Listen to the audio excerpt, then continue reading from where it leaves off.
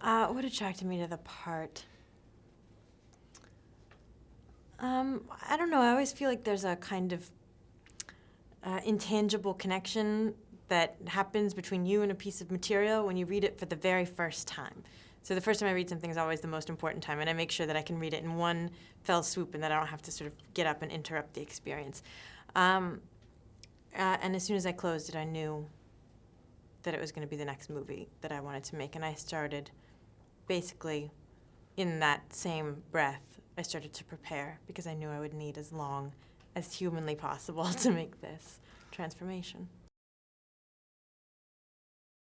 There's certain things that don't exist as facts, like her voice, for example. The voice that you come to associate with Marilyn, her voice in the movies, that's not her voice. From all the reading and all the research that I did, that was it was a character that she developed. It was something that she put on. That was years of training, vocal coaching, and it was an affectation that she developed. And from my understanding, her normal voice, her real voice, was quite normal, and the same thing with her walk. And at a certain point, you have to make a kind of leap of faith, because recordings exist of her talking in films, recordings exist of her singing, talking in commercials, recordings even exist of her doing interviews. But there's something very pointed about her speech in an interview. She's trying to relay a certain message about who she is, and there's a kind of downcast to all of her sentences that isn't conversational. And so because that material didn't exist, I had to take an imaginative leap and say, here's what I think it would be, here's what I think she would sound like. And here's who I think she is, because we're not privy to her private moments. Those aren't captured on film. So here's my imagination of who she was in those in the moments that we've never seen before.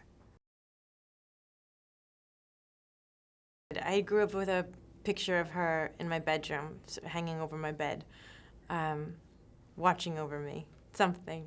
And it was a picture of her not as the icon, not as a sex symbol, but as a girl, just an ordinary girl, with her arms outstretched and her head back, and the sun is out, and she's laughing, and she's barefoot in the grass at Roxbury, where she lived with Arthur Miller. And so she started out feeling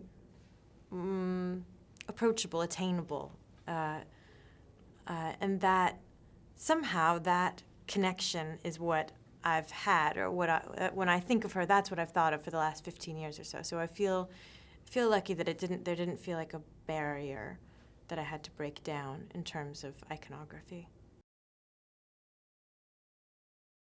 One of the things that I love most about the movie is that it is, at its heart, a fairy tale. It is a confection. It's a treat. It's a treat to watch.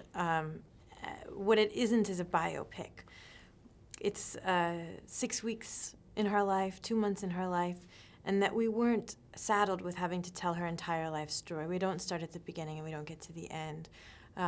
It's just a moment in time, and Marilyn is a character. Marilyn is a character in somebody else's story.